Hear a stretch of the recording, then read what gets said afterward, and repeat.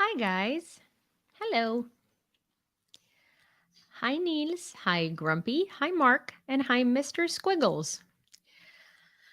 How is everyone doing? I am looking forward to whoever it is that absolutely hates it when I talk about personal things in the beginning of the stream, going off in the comments about the fact that I talk about personal things. But I have a very, very important thing for me to share. It's really not that important, but I'm so freaking excited. So, um, throughout the duration of my move to Ukraine, so let me start here. Kyiv water is really bad in the past. In the past um, 2 years, it has gotten 17 times worse. It wasn't that bad. Now it's horrendous.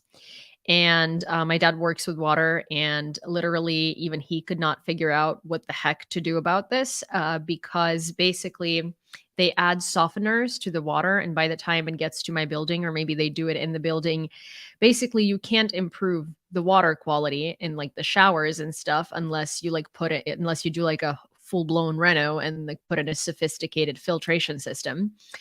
So I'm stuck with this really garbage water, and that would be okay. But the point is, they put softeners in it, so it's super soft, and I literally could not wash off the shampoo off of my hair since literally the day that I moved here. And I mean it, like for ladies over here, it's like I would have shampoo stuck on the back of my head to the point where every time I would touch it, it was sticky. Like the back of my head didn't move.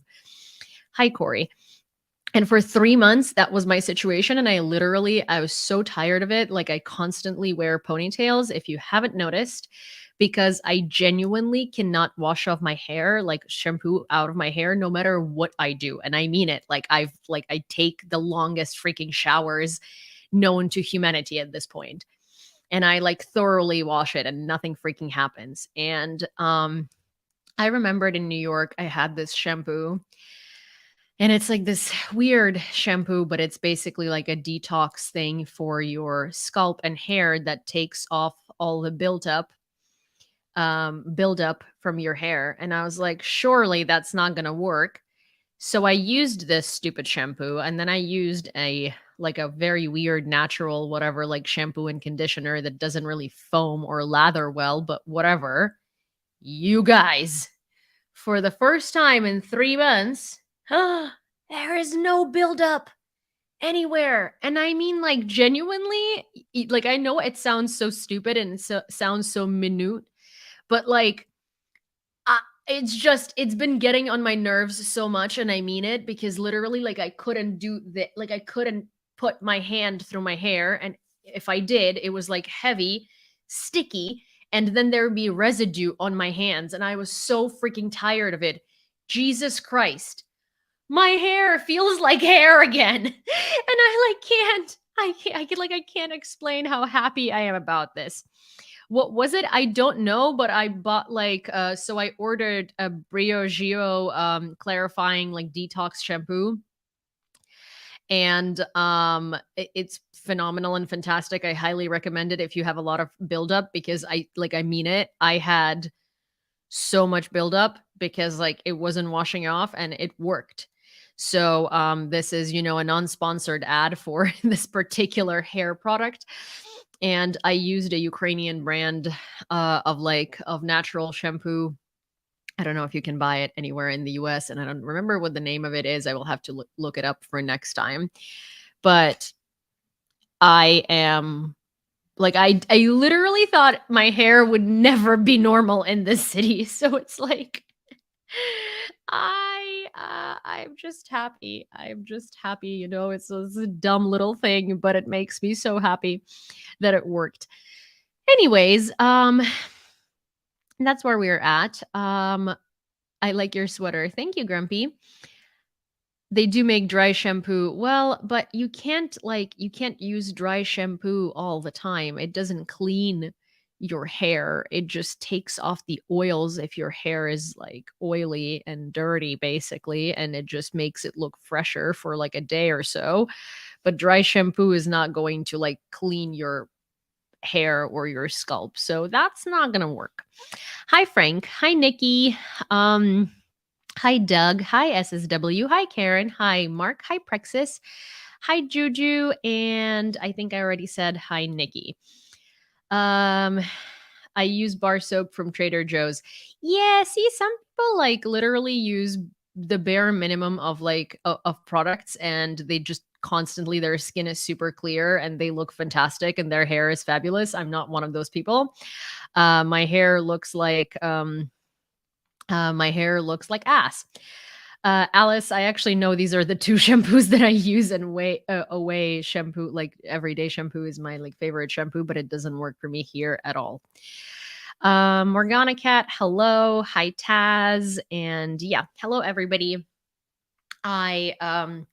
I'm just like literally excited that my hair moves. Honestly, I can't believe this is happening, and I'm excited for it to stop falling out because it's just constantly, tired of all the products that are on it, and maybe like I'm excited for it to, I don't know, just go back to like normal. Anyways, how was everyone's day? I hope that your weekend went well, even though I saw you guys yesterday, and I've been doing lives pretty consistently, which is good. I do want to point out that I might be so I'm going to Lviv in a couple of days for Easter, because the Orthodox Easter is on the 5th, and this is like the last year that we're celebrating it. And I wouldn't celebrate it, but my dad's mom like really wanted to do Easter at this time, so we're doing it. My second Easter this year, yay! But I'm gonna go to Lviv. I'm gonna see my family, and then my mom and I are going to drive out to Poland for 2 days, just sort of to like, get away and just, kind of be like abroad for 2 days, maybe like walk around, get some things that I can't get in Ukraine. Like, I don't know, visit a Sephora and buy some Nespresso pods. I mean, I can get them, I can order them online, but I just like honestly want to walk into like a Sephora and just get a bunch of things for like skincare that I'm running out of and stuff like that. It sounds like it sounds so stupid, but hi Yehor. Thank you. It sounds so stupid, but it's just like sometimes necessary. So I'm going to be in Poland for 2 days, and I might not be able to. I might not be able to stream during that time because I don't know if I can bring my entire setup. Um. So yeah. So just FYI. So I think it's like the 6th, the 5th, night of the 5th, and night of the 6th, and maybe night of the 7th. I might not be able to stream. That's actually a great question. What's your take on the switch to the Western holidays by Ukraine? So, I mean, I'm not necessarily a religious person, like not at all. And so holidays for me are more like a reason to see my family and hang out, and like kind of do something that's nice and get together and sort of like decorate and all of that. So you know I don't necessarily care for the religious connotation. So I'm also like a bad person to ask, because like you could change all the holidays tomorrow and I wouldn't care. Like, I don't want to have anything related to Russia in Ukraine. So for me, it's a yes. Let's switch all the holidays to the European and like American Western format, basically. For me, it doesn't carry any sort of like religious meaning or relevance to the date, right? For me, these are just holidays and like family days. Also, I have been celebrating all of the holidays for the past 13 years, the Western way anyway, because I've been living in the United States. And again, because I don't necessarily care for the religious aspect of it, I just started celebrating Christmas on the 24th practically immediately. Like, I started celebrating Easter the same way that everyone in the US does, practically immediately. Uh, and yeah, and I personally prefer the Western format of holidays because I feel like if we're going to join the European Union, that's just going to be easier commercially as well, and in terms of like integration and stuff like that. So I do, yeah, I I fully support it. I know there are quite a few people that say things like, well, I'm religious and this is like, we've been doing this our entire life and you can't just like up and change it. But it's sort of like, I mean, it has nothing to do with religion. What do you mean? It's like, what do you mean you can just up and change it? First of all, you were doing this your entire life because in 1918, Bolsheviks made you do it. Christmas used to be on the 24th in Ukraine, and the last time we celebrated Christmas on the 24th in Ukraine was 1917. So it's kind of strange to say that, like, you're a religious, spiritual person, and that's why it matters to you because, like, well, first of all, this is not your religion then, because if you're an Orthodox Christian, then you should be a member of the Ukrainian Orthodox Church, not the Russian Orthodox Church. And Ukrainian Church was celebrating all the holidays the same way as Western people were up until Bolsheviks invaded and changed it anyway. So if we're going to talk religion, then probably you should go back to the origins, right? Not just take up what the Bolsheviks made you do. So yeah, I mean, I also like, honestly, so I respect everyone's religion, and I think that everyone should believe what they want to believe, as long as it doesn't harm other people and as long as they're not imposing it on other people, right? So I'm not like, oh my gosh, these goddamn religious people, like, no, but it's just kind of funny that it's being used as like a religious situation and as like, oh, I'm a faithful person and like, I believe like a spiritual person, because if that's the case and that's why you don't want to switch, then you might want to look into your religion and find out that your religion actually always had a different calendar, and the calendar you're following today is one imposed by the Bolsheviks and made up by Russia. So it's just sort of one of those things where, like, if you genuinely want to say that this is based on your faith and your religion, then you have been following a calendar that's been completely made up by Russians. So yeah. Anyways, the Russian Orthodox Church, or FSB agents anyway. Yeah, they are. I mean, it's hard for me to sort of like, it's hard for me to like talk like religious motivations and stuff like that, because while I respect everyone's like opinion and everyone's right to believe in what they want to believe, I just simply don't believe in it, right? And it carries like no meaning to me, so I feel like it's not necessarily like, from a standpoint of just like critical thinking and analysis, this is my opinion, but also it'd be hypocritical of me to sort of like actually, it'd be hypocritical of me to one sec. Typical still a yes, because I eat Russian and I nutritious breakfast. Consistent of little trolls like you. You don't want me to eat you, do you? Anyways, someone told me I got fatter, and I said that that's because I have a nutritious breakfast of a certain kind of babies um every day, and I asked them if they would like me to move on to them the next time. Anyways, Telegram and WhatsApp, whatever, the people must check their people provide, it's all about money, and I didn't understand that people follow are zombies without any thinking what's behind why. That sentence makes no sense, I'm sorry. But yeah, so what I was trying to say is what I was talking about earlier is that for me, I guess, like, I'm not the right person to comment on the religious aspect of it, because I fully understand that um that I'm not someone who believes in God or cares about religion, and so I can't necessarily comment on people's motivations who say that they find it difficult to switch because of their religious matters.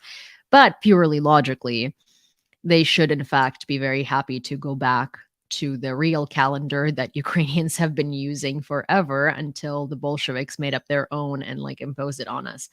Or rather, like, until the Bolsheviks imposed Russian, like, a calendar that was made up by Russians onto us, and just like screwed over all of our holidays and forbade us from celebrating Christmas to begin with, and sort of like made up New Year's as a holiday with like, with Did Moroz or like Father Frost, who was the pivotal figure of it. And just so that they would be pagan holidays.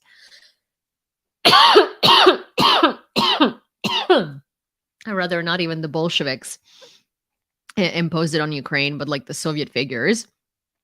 And before that, when the Bolsheviks came, religion was taken away from Ukraine entirely. Anyways, I'm like not feeling so hot today, so don't mind me. I also like over exercised because I decided to get back to like continuously exercising. And if you know me, I'm one of those people where I'm either 0 or 100. So my first day of exercise always starts with me just overexerting myself to the point of no tomorrow. And that's what I did today. And unfortunately, and so now I'm kind of just like so tired and so exhausted and everything hurts. So it's a normal thing I do, unfortunately. Our fundraiser and raffle for the DJI Mavic 3 Pro thermal drone is at $2,874.68. Let me double check. Yes, that's where we're at. So if you would like to contribute to the fundraiser and with that also purchase yourselves a ticket for the raffle for a sweatshirt that says Russia is a terrorist state. The sweatshirt is on my YouTube community tab. That's where you can look at it. It's a really cool sweatshirt. It's made in Ukraine, crafted in Ukraine, and it's by a really cool Ukrainian brand, and it's a limited edition, and it's sold out, and it's in a size large. So every $20 donation is one ticket, and obviously the more tickets, the more chances it is that you will be randomly selected. If you do Venmo me, please, if you Venmo me, not PayPal, let me know, because then I'll check, because sometimes I don't get Venmo notifications. And if you PayPal, then it'll come up right on my screen and I will see it immediately and I will add it to the total and announce it. We keep the tally on lives every day. So hi, Ozzy. Also, if you would like to donate, here are the links on YouTube. And if you would like to donate on TikTok, then you can go to my link in bio under my profile picture and donate through there. Also, do you guys hear Cindy drinking water, or is this mic so directional that it doesn't? It's supposed to be a cardioid mic, so it's supposed to really not allow for any noise to make its way in. Also, oh my gosh, this is so funny. Do you want to see something hilarious? My phone just, you know how iPhones sometimes do like, on this day, like this many years ago, you were doing blah, blah, blah. So for your information, this was me in 2020. And my phone just pulled it up for me. And that's so interesting. I forgot I ever had hair that long, or I rather forgot what my hair even looked like when it was that long. It's just weird to sort of see this. Also, the mask, the everything. That's hilarious. You know, cute little COVID Yulia. What a baby. She did not know what, life was going to bring in the next couple of years. All right. So we just got a $20 donation from Grumpy. Thank you, Grumpy. That brings us to $2,894.68. Sorry, it's just Scooter says Chad must have a 75% chance. Well, there were a couple of quite large donations that rolled over. So Chad does probably have one of the largest chances, but it's a random, it is random selection. So I've had fundraiser where someone who like literally bought one ticket won, and then I've had fundraisers where people that you would expect to win won. Oh wow. John with a $5 donation, which brings us to $2,899.68, which I was surprised because John usually uses Venmo and this was on PayPal. But yeah, I just realized I left work early yesterday. It was accidental. That's cool. I mean, listen, if you didn't get, written up for it or anything like that, then in my book, it's a win.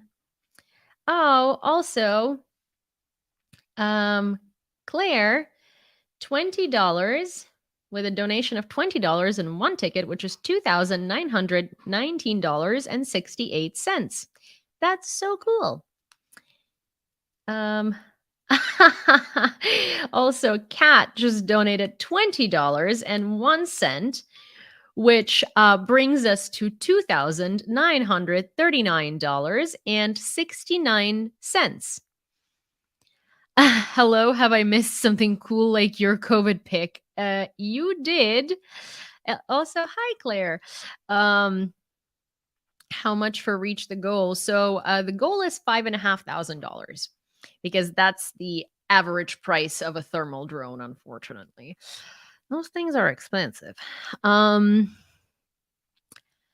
Wait, I am going to the COVID pick. Yes, it came up on my phone, and this is what the COVID pick is, and I'm just confused as to how I ever really looked like that because just long hair.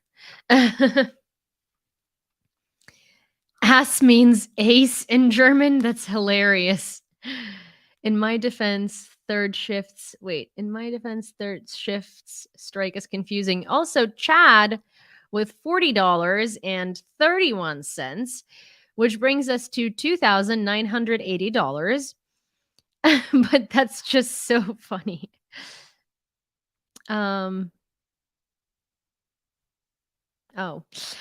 That's it's just really funny because thank you for evening it out. Hi, Ukraine, dude.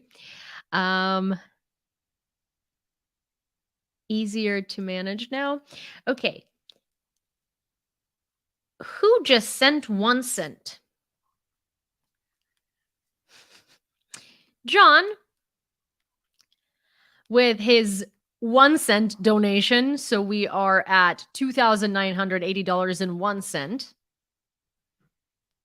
Not that I have anything against any donations, but it's just like, a troll is a troll. Legend, you say?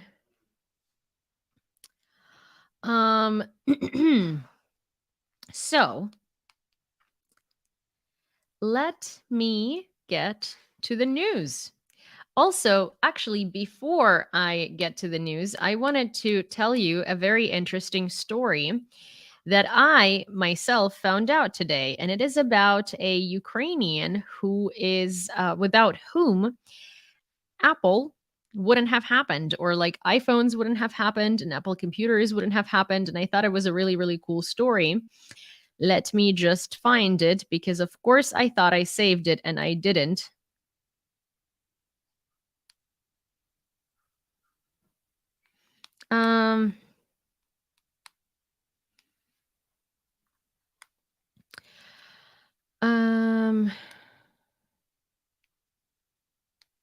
One second.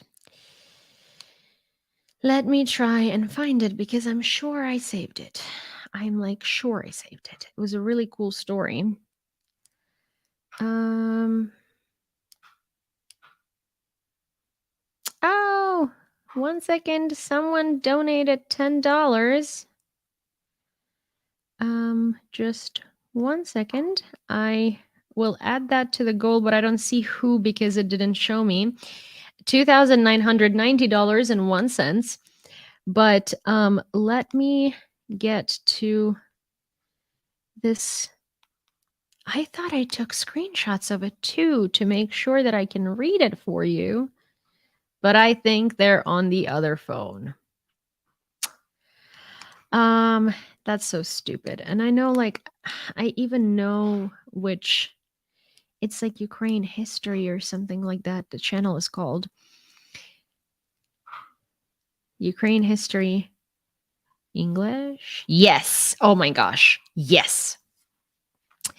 The man without whom there would be no apple. If I had stayed in Ukraine, I would have been in Siberia or shot. The future inventor was born in 1931 in Zhovkva. His father was first in the Ukrainian siege riflemen and took part in the battles for the liberation of Ukraine, and later he was a well-known lawyer and head of the local branch of Prosvita. Her mother led the Union of Ukrainian Women in the Zhovkva region, which not only worked on gender issues but also spread patriotic ideas for the fight for Ukrainian independence. However, with the defeat of the liberation struggle, the western Ukrainian lands fell under Polish rule. In 1939, young Lyubomir and his family had to escape because the Bolsheviks came and began to draw up lists for execution. He described this fragment of life. At night, my father's friends from the city council came and told him our family was on those lists. The same night, they helped us escape about 50 kilometers away from the Solokia River. We hid there from 1939 to 1941. My grandmother lived in the Hubanok village, which was the border between Germany and the Soviet Union. Then we returned to Zhovkva again. Fearing the return of Soviet repression, we emigrated. Under the German occupation, Lyubomir became a first-grade student at a Lviv gymnasium and joined the Plost underground, which is like scouts. After school, he would walk almost every day and spend his spare time studying physics, mathematics, and chemistry. However, it lasted briefly. The family, fearing the return of Soviet troops, first went to the Lemkiv region and then moved to Slovakia. The boy's father had health problems. So at 13, Lyubomir started working to save his family. Romankiv described his first work experience. I had to fire bricks and put them on a trolley, and this was at a temperature of 50 degrees Celsius. Those trolleys were very heavy. I could barely push them forward. Later, the family moved to Western Austria, where they lived in such poverty that Lyubomir still remembers how they did not see bread for 6 months and ate whatever they could find in the forest. Escaping from Russian officers in 1945 who were actively returning their own back, the family left Salzburg for Munich, where Lyubomir continued his studies at a Ukrainian school for 2 years, but his parents were still thinking about where to emigrate next. With the help of the Red Cross, Romankiv and his family left for Canada. The first thing the young man tried to do was learn the language. To do this, he enrolled in a Catholic school with many teachers of Ukrainian descent. After school, the 16-year-old went to work and worked from 5 to 12. He used to set up bowling pins to earn money for his university studies. The future genius attended various courses and was involved in Plost in his spare time. Having earned the money for his studies, Lyubomir entered the University of Alberta. He dreamed of becoming an architect, but the University of Alberta did not have such a specialty, so the young man decided to study chemical engineering. After graduating, he chose the Massachusetts Institute of Technology, where he completed his master's degree in 1962 and received a PhD in metallurgy and material science. A person can only make it if he or she has interesting ideas and works hard. That's a quote from him. In the 60s, electronics companies were just starting to appear in America. Lyubomir submitted his resume to 16 companies and was accepted everywhere, but picked IBM because it seemed to him the most promising. There, the inventor managed to invent magnetoresistive microheads for recording information. What was the essence of this invention? It was 1965. At that time, the disks for information recording were about a meter in diameter. They could store 5 megabytes of information. The task that was the priority then was to make the disk smaller. The heads that recorded the information resembled a button on which copper wire was wound. Everything was put together by hand. At that time, 9 companies were puzzling over how to simplify the process of recording information. Most of the firms believed that magnetic recording was one of the best ways to record information and that the disk needed to be made smaller and a new head built. Everyone was working on ways to solve this problem. The previous ideas were not suitable for the implementation of this plan. Lubomir's first heads were quite successful, but the company kept it secret for several years. Any publications were forbidden. They could be used by competitors. As soon as you switch on your computer, my invention starts working. The head is a magnetic horseshoe that has become about the thickness of a human hair. It consists of copper wires and 20 layers of alloy. In addition, the entire horseshoe has a dielectric inside. Thanks to this, the cost of recording information has significantly decreased. Um, Steve Wozniak, the co founder of Apple, was the first to appreciate and purchase the invention. When Steve Jobs discovered how much information the disk could record, he realized he could do a small computer people could have at home. According to Lubomir, IBM had never planned to build small computers, but when Wozniak built one using the parts he bought from IBM, the company started building its own. Therefore, if Lubomir had not made the first small disk drives, Wozniak would have had nothing to work with. However, these are not the only inventions of Lubomir. He patented 65 inventions, including connecting the human brain with a computer. However, it seemed like a fantasy to most people then, and his patent was not accepted. Now, this research is being actively developed by Elon Musk. About Ukrainian talent in the interview. I would like to advise the younger generation to work hard on themselves, on their knowledge, and not to be lazy. There is a lot of useful information on the internet now. You can sit for hours and study, watch how science is developing, where politics and the world are heading. So I think it's a very, very cool story about a man who made, so many of our modern comforts possible. And if you want to read more of these stories, because this is where I normally find them, there is this fantastic page that honestly like has only 4,000 subscribers on Instagram, and it's called Ukraine underscore history underscore ENG. And there are a lot of very, very cool stories about profound Ukrainians and about history that's connected to Ukraine or connected to the or connected to post-Soviet spaces, and it's just Julian, the producer, Ukraine, you did it correct except for ERG. It's supposed to be ENG, like English. So yeah. I also love that you're pronouncing Wozniak as it is in Polish, Szczepan Wozniak. Well, yeah, because Wozniak is a Polish last name. Like Ukrainian last name, like, I mean, it's similar to Ukrainian, but um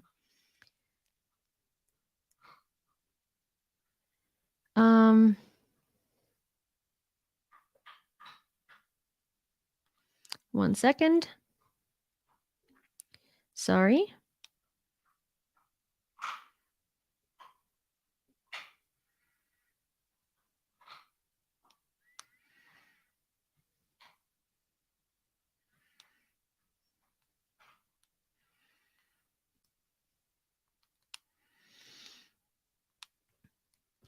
One sec, sorry. Um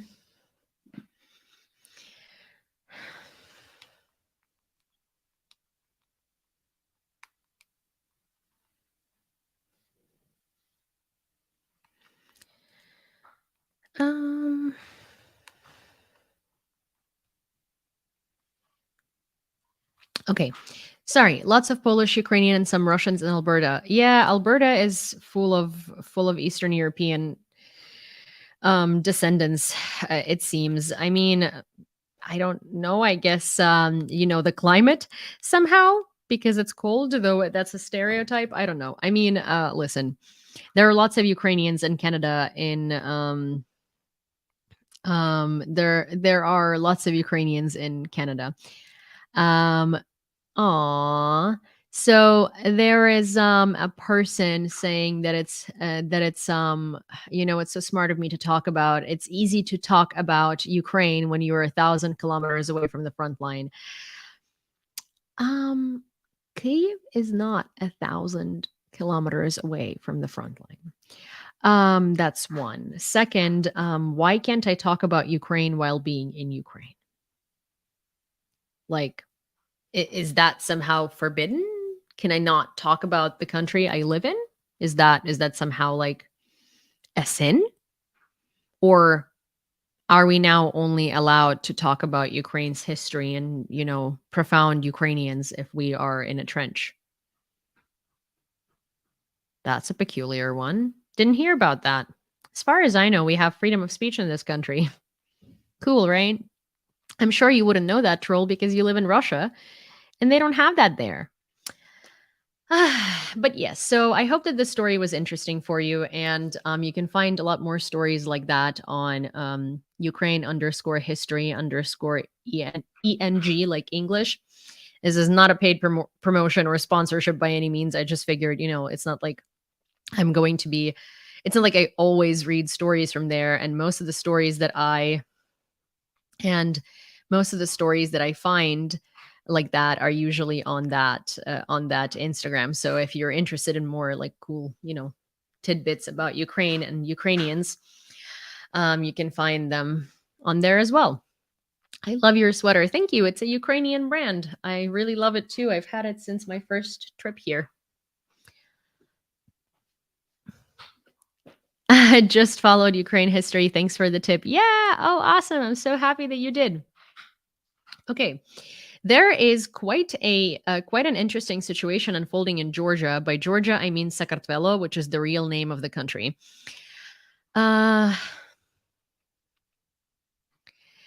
So the police and special forces gathered near the parliament of the country. The security forces set up water cannons and used pepper spray against the reporters. The Georgian Ministry of Internal Affairs warned of its readiness to deal harshly with any violation of the law. Protesters have taken over barricades from law enforcement officers for tomorrow's demonstration in support of the ruling Georgian Dream and are building a defense against the police. So this is the situation in Georgia currently. So if you don't know what's going on there is a law on foreign agents and on foreign agents, and that law basically punishes people for receiving wire transfers or like Western unions from like relatives abroad. And if they do, or even if they exchange an email with a foreigner, they could be registered as a foreign agent and their entire life would be ransacked. So this rule is only there to keep a harsher control, just like in Russia, on citizens. But funnily enough, Russian spies would not be by any means applicable to this law. So Russian spies can roam around the country freely and nothing will happen to them. But ordinary Georgian citizens who exchange an email with a foreigner about the weather in Georgia could be arrested and could be registered as a foreign agent with their entire life being examined. Let me see. I'm not sure Ukraine is even much more than 1,000 kilometers across. I think someone is often the size of Ukraine with saying 1,000 kilometers from the front. Well, I think what they're trying to say is thousands kilometers of the front, which they're trying to say that I'm like somewhere else, not in Ukraine. Because, if I was in Ukraine, I automatically have to sound like this because, there is zero chance that someone in Ukraine sounds any different than that, of course. Northo, F-48. I had a Russian roommate at school in Ontario, was almost surprised that despite not supporting the war or liking vodka, he was still a Yahtzee. Yeah, it seems on brand for Russians. I add a non-pleasant pounding sensation to the spell of Sir Grumps a lot. What am I missing here? I woke up to a bald eagle on my fence today. I feel like that's a good omen. Well, I mean, you are in Texas, and a bald eagle is the symbol of America, isn't it? So it only makes sense. I love when you do the accent. Okay, so Telegram today. This is a big story today. Telegram has blocked Ukrainian chatbots that were collecting data on the location of Russian troops and objects associated with the invasion. Among the blocked bots is Yevorog, Yevorog. Wow. Yewleea, which was launched by the Ministry of Digital Transformation in 2022, which means I see the enemy or the enemy is here. This bot allowed users to send coordinates of the location of invading forces and enemy equipment. Additionally, bots such as the Special Security Services bot for stopping Russian war bots and those providing information about Shaheds are also no longer operational. There has been an update since where all of these bots came back and it was okay and it's okay now. But personally, I will say it's not okay. A lot of Ukrainians think that it's Ukrainians' fault because we've been talking about Telegram and we've been trying to make it sound like it's Russia adjacent while it isn't. Hi, Mick. But it really truly is. First of all, Telegram is centered in Dubai, and and the reason for that is because Pavel Durov didn't want it to be regulated by any means. Also, he says that he's a citizen of the world, where he wants his app to be both in Belarus and Ukraine and in Russia, and the protesters to use it and stuff. And HUR did pull off multiple Secret Service operations through Telegram.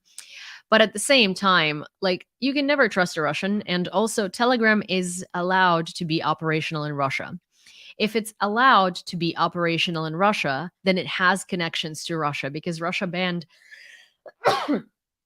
Russia banned Instagram, Russia banned YouTube, Russia banned basically everything. But it didn't ban Telegram. Huh. Odd. Why out of all of these messengers it didn't ban Telegram? The fact that these bots were disabled and they were particularly Ukrainian government created bots that were created by the ministries of digital transformation that were helping us identify Russia makes me feel very uneasy because I feel like they screwed with the bots and then brought them back and something is going to be going very, very wrong there. And I do believe that might have happened because Durov was summoned to turn over information to Russia. And while he says that, he left Russia and left VK, his previous platform, because in 2014, the Russian government was making him turn over user data on Ukrainians, and he didn't do that. And so that's why he left. It's if he divested from the company and fled and has nothing to do with it for all this time, the Russian government would never, ever, ever, ever let his new app function in Russia, specifically because they already had an issue with him and they already know that they can't trust him, right? So it's just a really, really unbelievable story. Whether Telegram is leaking information to Russia or isn't, I don't know, but what I do know is that it's a very dodgy and shady situation, and I really wouldn't want to write any important or personal information through Telegram. Signal is much safer. According to DTEK Executive Director Dmytro Sakharuk, Russian troops have targeted Ukrainian thermal power plants nearly 180 times since the start of the full-scale invasion in February 2024. Sakharuk emphasized that the April 27 attack was the fourth major attack after the ones on March 22nd and 29th and April 11th. He went on to say that the consequences of the Russian attack on Ukrainian power facilities on April 27th are currently being analyzed, with 4 plants reportedly suffering significant damage. There is no need to wait for a quick end to the war. The war can last at least until the US election, said the head of European diplomacy, Joseph Borrell, at the World Economic Forum conference. He called the question of how much more money Europe will have to spend to support Kyiv difficult. If we promised to support Ukraine at the beginning of the conflict, then we should continue to support Ukraine until they're unable to resist and until Putin decides to stop the war. I don't know why he's saying it in that language. Until they're unable to resist? What do you mean? Until we lose? And until Putin decides to stop the war. So he's saying basically that, Ukraine can't stop this war, but Putin can. And it's well, that's a great message to send. Unfortunately, this will not happen soon. Europeans will not die for Donbass, but we can help Ukrainians not die for it also, Borrell said. It's a very shitty way to phrase it, and I really don't like it. And I think it's just the way that he says it kind of sounds like, yeah, I mean, at some point Ukraine will stop resisting and we'll have to, convince Putin to stop the war, and we can just help you not die for Donbass. Like, this is very, very, very awful phrasing, and I really wish Joseph Borrell didn't say that. I mean, he says, normally he says very things that are very on point, and I agree with him. But this was a very weird delivery, and I really didn't like that. So yeah. Yulia, my wife, has been here for 20 years, and your accent is more natural than hers. Well, I speak English since I was 4, and I've lived in the US for 13 years since I was 16. So I'm glad you came around to prioritizing Signal. I've been trying to promote it over Telegram for years. Yeah, I never really have like actual important conversations over Telegram. I only like talk to stores and like customer service through Telegram because it's a big it's a big thing in Ukraine, but I use Signal for all of my priority communication and important communication. Was late to the party, so I started from the beginning. Way too much talk about hair products for a bald guy. Oh my god. Hi, Ed. Well, listen, I don't know. See, Grumpy is bald, and he feels for my hair situation, or at least he supports me. Reuters reports that the confiscation of 320 billion in Russian assets frozen in the West could help Ukraine fund its military needs until at least 2028. Analysts have been assessing Ukraine's costs since the start of the full-scale invasion and have concluded that the new 61 billion aid package from the US would only provide temporary stabilization on the front lines. Agreed. The amount Kyiv will require in the future will depend on the war's trajectory. A defensive campaign would be less costly than trying to expel the Russian Federation from the occupied territory. However, given the Kremlin's increasing military spending, Ukraine will likely need at least as much annually as the Allies have allocated for 2023, 88 billion. By the end of February, Ukraine's allies had pledged but not yet allocated 103 billion euros. With the addition of an American package equivalent to 57 billion euros, analysts believe Kyiv likely has sufficient aid to sustain until the end of 2025. But a multi-year funding plan would offer significant advantages. It would provide insurance against political fluctuations in the US and boost Ukrainian morale while giving Western arms manufacturers the confidence to ramp up production. Such a scenario could also change Putin's calculus. While recapturing many occupied territories may be a challenge for Ukraine due to the Russian Federation's strong defensive positions, the country's ability to wage a protracted war would strengthen its bargaining position in future talks. In Kyiv, if Kyiv were provided with 320 billion, it could finance its war needs until at least the end of 2028.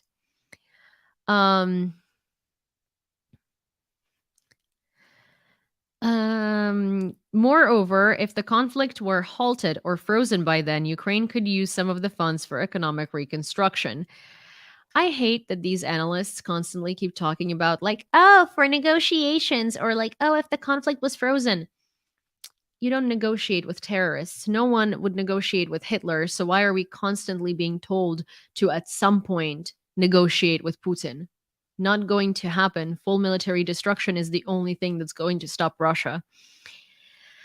Ukraine is preparing a number of measures to protect F-16 fighter jets when they will be at our airfields, Air Force spokesman Yewleea. There are a number of developments on how to safely place F-16s in Ukraine so that they can effectively perform tasks and protect our airspace. It is necessary to properly prepare the place of their basing. These are colossal resources. We're talking about underground warehouses, bunkers. That is why methods are being developed as to how exactly they can be placed, Yewleea explained. He emphasized that it will be a scattered location on different types of airstrips where it will be difficult for the Russians to detect Ukrainian planes. Hi, Gord. Hi, Martin. Hi, Y.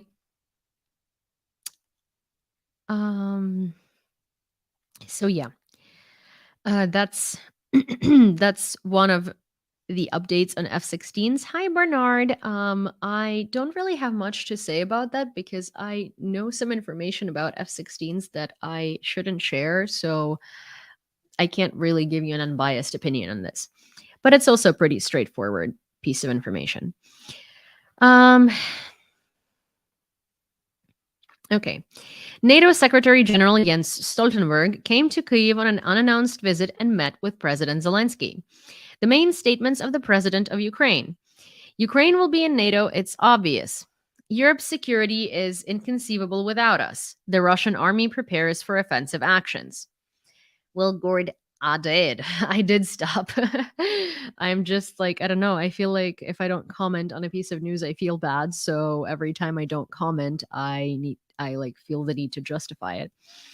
President Zelensky said that on the issue of interceptors for already existing air defense systems, positive as expected, and regarding the acquisition of additional Patriot systems, Ukraine continues to work with allies. NATO has never harbored intentions against Russia and will not do so, reiterated U.S. Secretary of State Blinken at the World Economic Forum in Riyadh. As I mentioned earlier, NATO is a defensive alliance. It has never had designs on Russia, and it never will, he emphasized. That's true. That's one of the things that pisses me off so much is the people that are brainwashed by Russian propaganda saying that NATO should not have put missiles on Russia's border. And it's like, it didn't do that in Ukraine because, we were not in NATO and we were not even allowed to think about joining NATO, nor were Ukrainians actually interested in joining NATO until the full-scale invasion.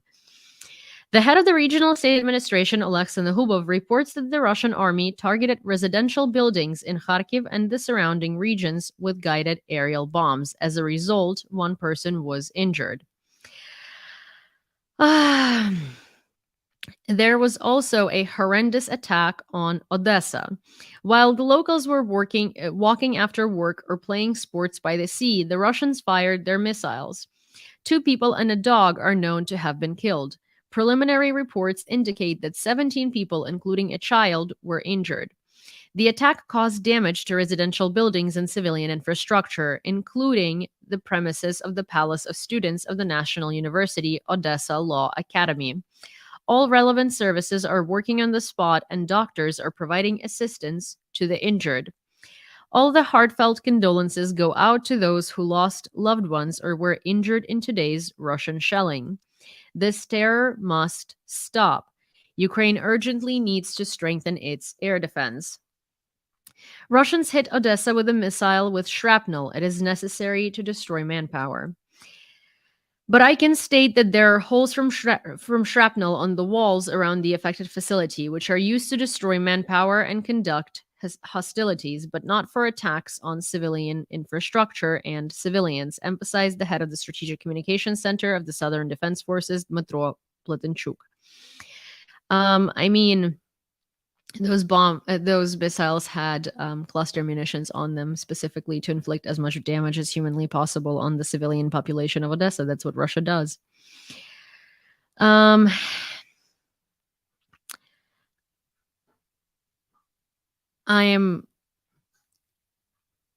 want to show you a video from United 24 about Russia hammering Kharkiv. It's a video that I voiced from the Ukraine briefly segment, but I it's really sad because I think that more emphasis should be put on Odessa today because of the attack, and it's a truly horrendous attack. But also, Kharkiv has been suffering literally every day for 2 years now, and I feel like both Odessa and Kharkiv are very good examples of just how evil Russia is.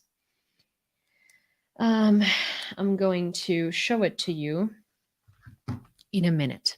And of course, TikTok is going to tell me that I'm using unoriginal content, so it's going to limit my live. And it's literally in Kharkiv. Why? Russia has been trying to seize Ukraine's second largest city since 2014. They also keep calling it Russian, even though its only Russian aspect is the nearby border. Kharkiv was founded by the Ukrainian Cossacks and became a regimental center for Ukrainian soldiers. Then it developed into an educational and scientific hub and home to one of Eastern Europe's first universities. Despite all the attempts at Russification, Kharkiv became the center of Ukrainian identity. The first Ukrainian magazine was published here.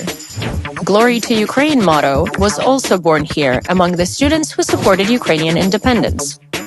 In Soviet times, famous Ukrainian writers of what would later be called the executed Renaissance founded the Ward House here. You can easily guess their fate. So Kharkivites have been canceling all things Russian before it was cool. People of Kharkiv do not lack strength, but a few patriots from allies could make the heart of Ukrainian culture beat louder. Yeah, Kharkiv really needs air defense, and this video is really about explaining why Kharkiv needs air defense so badly. It's 30 kilometers from the Russian border, and it gets hammered with missiles every freaking day. Pledged Ukraine continuous aid could make Putin realize he would be wasting his time, losing his future male workforce, and hopefully get the fuck out of Ukraine. Crimea, for one, would be unusable to them. NATO is not buying Ukraine time. Ukraine is buying NATO time. Timothy Snyder. That's true. That's the thing, Putin would not realize anything. But the thing is, the only language that Putin understands is power and force. And unless Ukraine has, world leaders constantly talk about escalation, right? And the fear of escalation and all of that stuff. And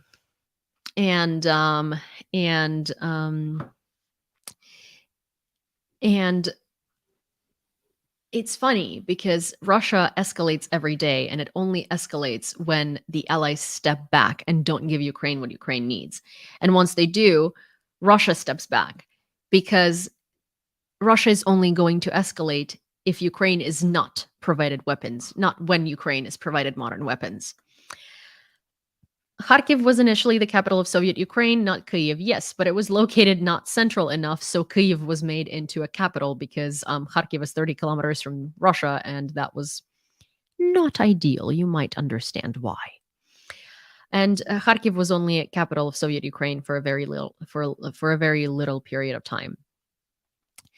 Mr. Willie Matglass. Hi from South Holland Oblast. Hi, that's actually so funny. I love that. Russia's use of the Zaporizhzhia nuclear power plant as a training ground for FPV drone crews has been reported by the intelligence sources to Babel. The ZNBP hosts the Archangel School for UAV operators, where drones are launched near the 6th reactor, the Personnel Training Center, and the Cooling Pond. Since 2022, this school not only trains operators, but also manufactures FPV drones. Training bases are also located in Zaozerne village near Yevpatoria in occupied Crimea and in Melitopol. Russia utilizes Enerhodar and the ZNPP as secure sites for training crews.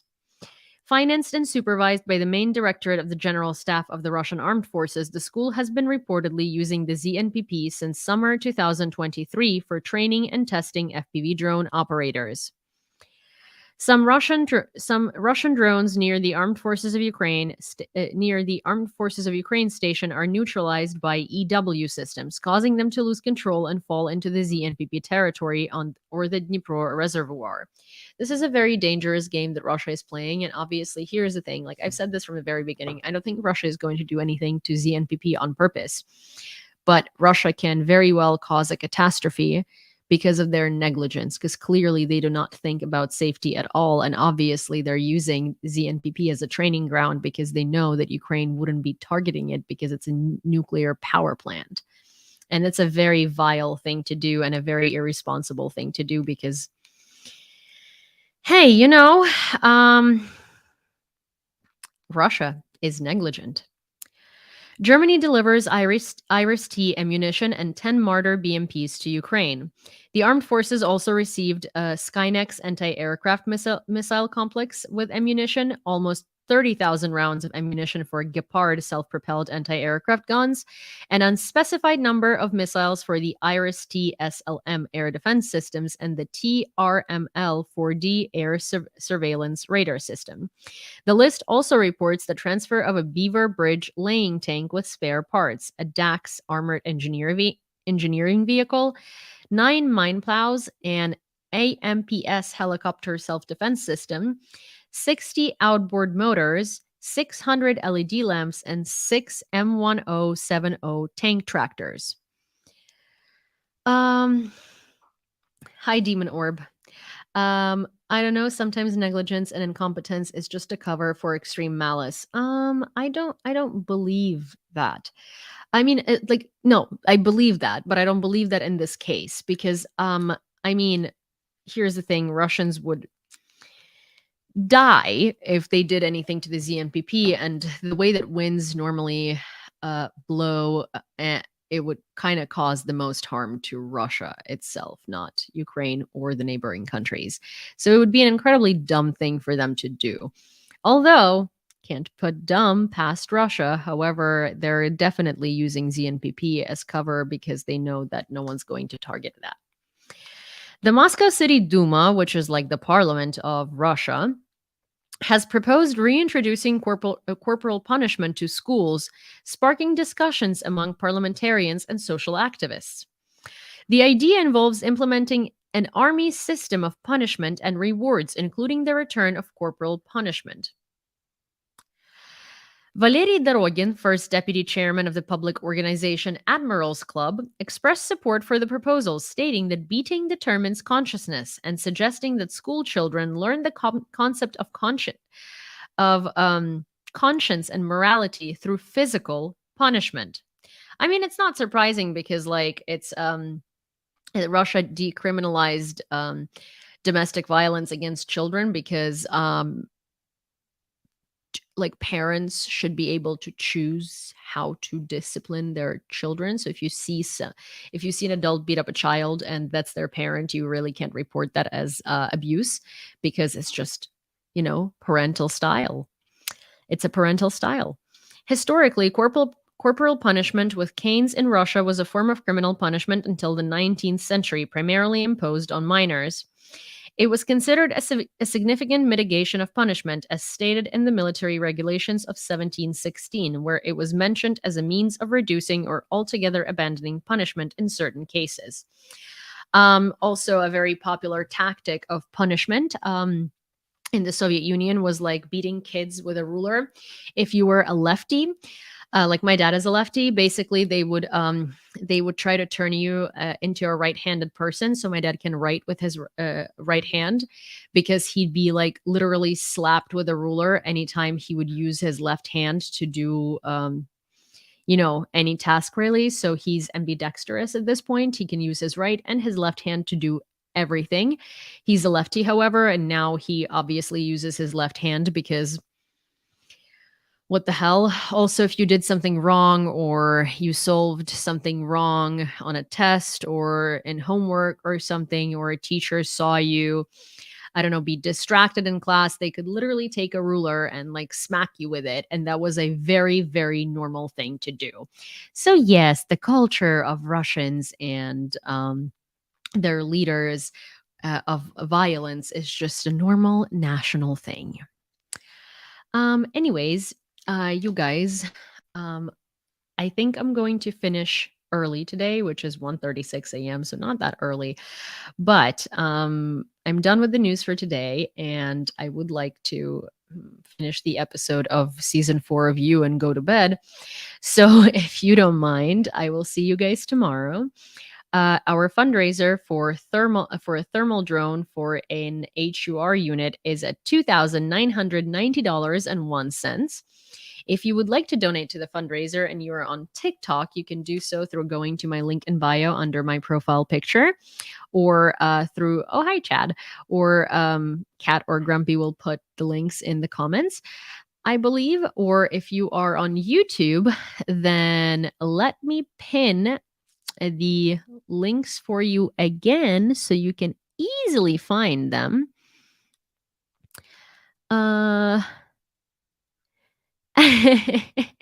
Also, wait.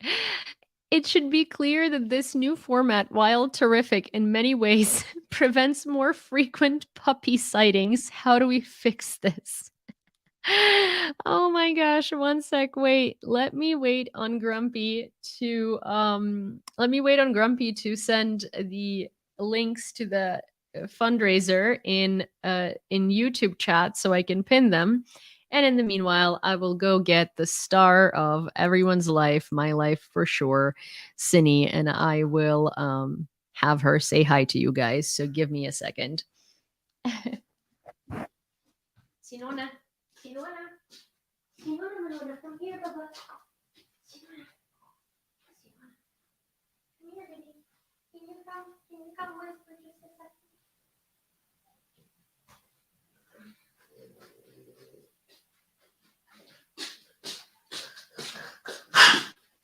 Oh my God, Sin.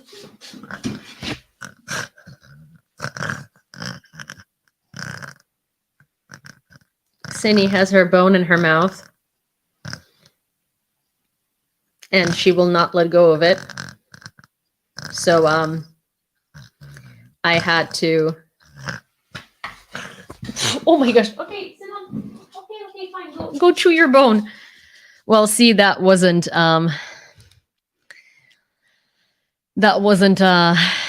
She was not very excited to make an appearance. I'm sure that you guys on YouTube had a really great ASMR sesh with it, though. Hi, Yana, and hi, Frost. Cindy is a builder. Well, Cindy has her bone in her mouth and she will not let go of it. Trust me, when that dog gets something, she is a super chewer, so she will like finish that in a day, unless I take it away from her. And she, like, the second that she takes like a bone or something like that, or like a chew stick, she will not let go of it. Like, there is nothing you can do to take it away from her. You have to like trick her. And sometimes she brings the thing to bed and like it's 4 a.m. and I wake up to Cindy making these atrocious noises because the thing is loud, and I'm just like, please stop. And then I have to chase her.